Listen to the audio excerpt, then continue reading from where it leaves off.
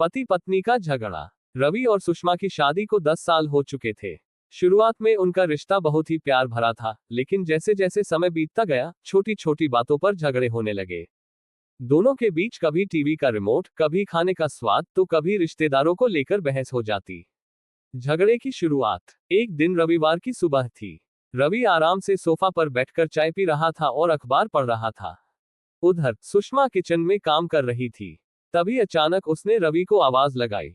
सुषमा, सुनिए, जरा आकर ये गैस का सिलेंडर चेक कर लीजिए, लगता है खत्म हो गया है।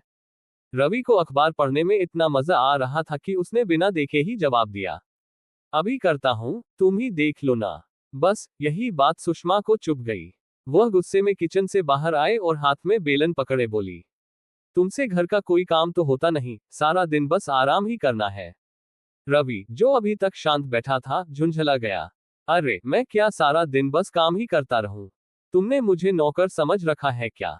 झगड़ा बढ़ता गया। अब बात बढ़ गई थी। दोनों एक दूसरे पर आरोप लगाने लगे। सुषमा, तुम्हें मेरी कोई कदर ही नहीं। शादी से पहले तो कहते थे कि मैं तुम्हारी रानी हूं, लेकिन अब मैं नौकरानी बन गई हूं। रवि, और तुम शादी से पहले कितनी प्यार भरी बातें करती थी, अब तो हर समय झगड़ा ही करना है। सुषमा गुस्से में पैर पटकती हुई कमरे में चली गई और दरवाजा जोर से बंद कर लिया। रवि भी तमतमाता हुआ टीवी चलाने लगा, लेकिन मन ही मन दोनों को पछतावा हो रहा था। मनोमालिन्य और सुलह। थोड़ी देर बाद रवि ने सोचा कि वह ऑफिस से छुट्टी लेकर सारा दिन घर पर रहता है, फिर भी सुषमा से झगड़ा हो गया। उधर सुषमा को भी एहसास हुआ कि रवि सुबह से कुछ नहीं खाया था और गुस्से में बैठा था। थोड़ी देर बाद सुषमा चुपचाप रसोई में गई और रवि के लिए चाय बनाकर लाई।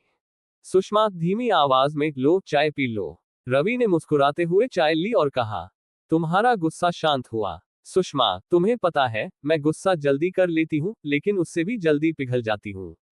रवि हंस पड़ा, और मुझे तुम्हारा ये गुस्सा बहुत प्यारा लगता है। दोनों हंसने लगे और फिर से सब ठीक हो गया। सीख।